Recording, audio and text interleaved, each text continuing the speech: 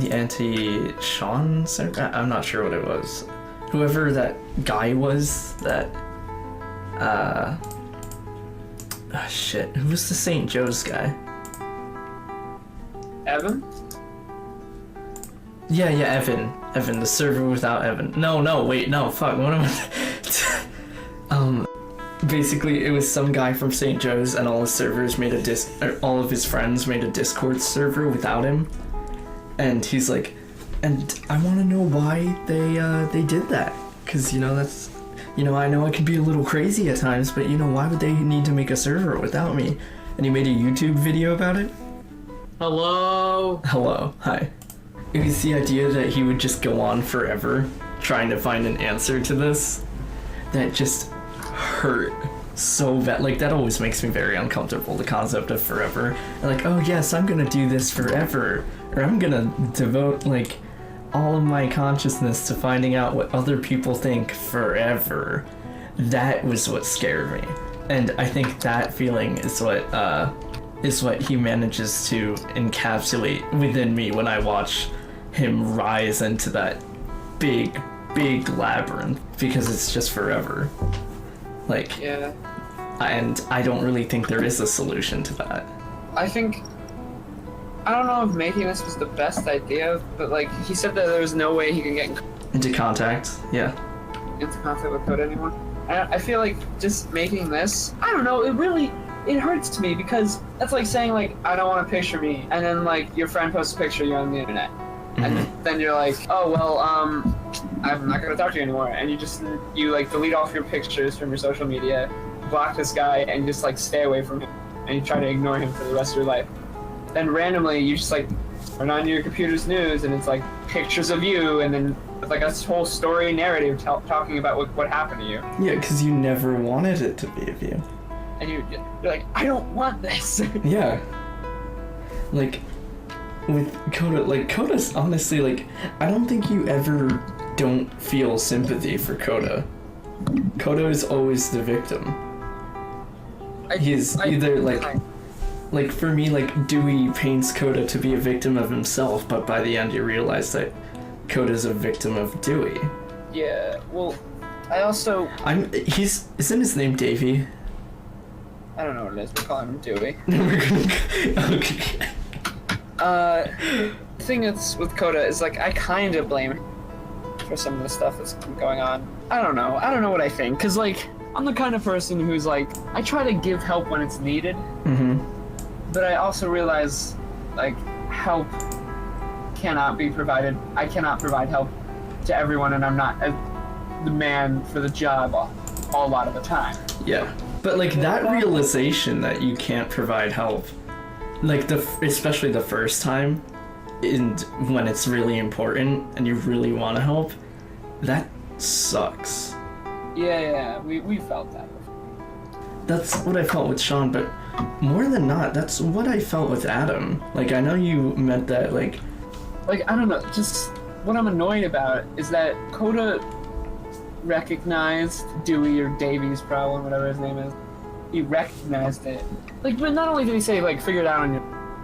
This, like, whole last game is a giant fuck you to Davy and Dewey. Yeah. Bearing Wangs. Wang. Yeah, so I gotta go get Wang's BRB. Hi, Davy.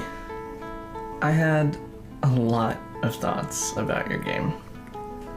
Well, Coda's games, plus yours at the end, but I needed to get them all out. What you first saw was the tail end of my conversation with Chris, a really, really good friend of mine. And I needed to have him as a wall to bounce ideas back off of, and for him to give me ideas, because that's how we develop things. We bounce ideas off of each other. But I made the choice to watch the beginner's guide alone. Like, I told my friend Chris about it, and I thought at first, hey, we really need to watch this together because it's profound. But it hooked me so fast that I needed to just stay up late and watch the entire playthrough of it. I'm sorry that I didn't play it myself. I have this weird I have this weird doubt about doing things myself. And I think it pervades a lot of what I do. Like, I just told you that I only recorded the tail end of my conversation, and that's because at the start of it, I just didn't think it would be a good idea. I didn't think it was worthy to record our thoughts on it, even though they were really, really good, and I knew that we'd probably toss around some really good ideas. I just didn't know if it was worth putting down. And if I can skip forward, I think that's why Coda appeals to me, because he just puts things down.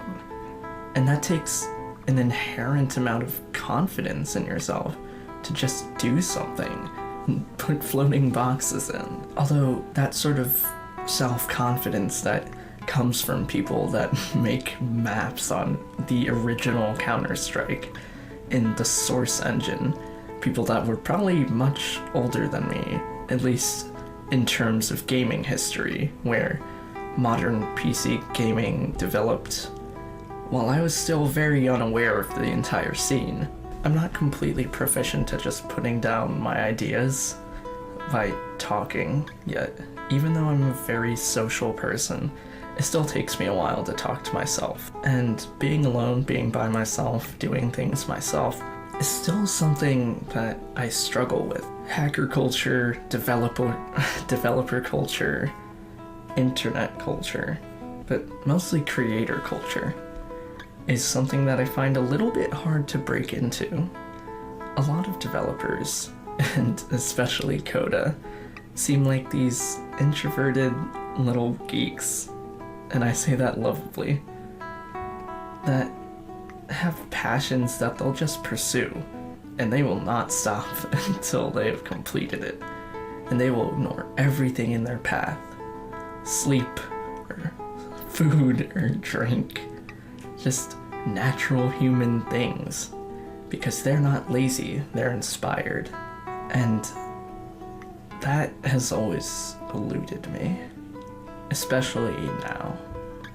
As a kid, I used to love playing video games, and I thought that that would translate really easily into becoming a developer. But as soon as I watched my first tutorial video, I was scared and very bored, very, very bored, and scared that I was bored. I didn't want to be bored. I wanted to make these same cool things that Coda was making. I wanted to create experiences and have them be filled with lots of silly things that only a developer could do, like putting the bottom of the world in your own game. That's silly, and it's so charming to me. And it was that hooked me. And I guess I kind of wanted to ask for your advice as well. I am trying really hard not to ask you things like, is this story fake? Is Coda actually a representation of yourself? Because I think that you put this game out to see other people's interpretations of it, not for them to ask you of your own. Some background on me. I'm 16.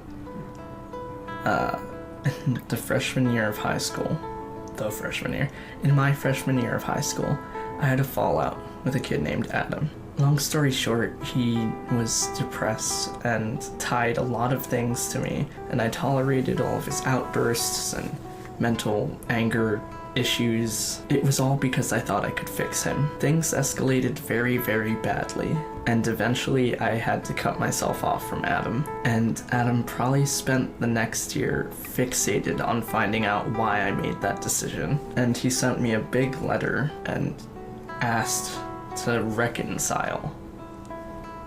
I ignored that letter.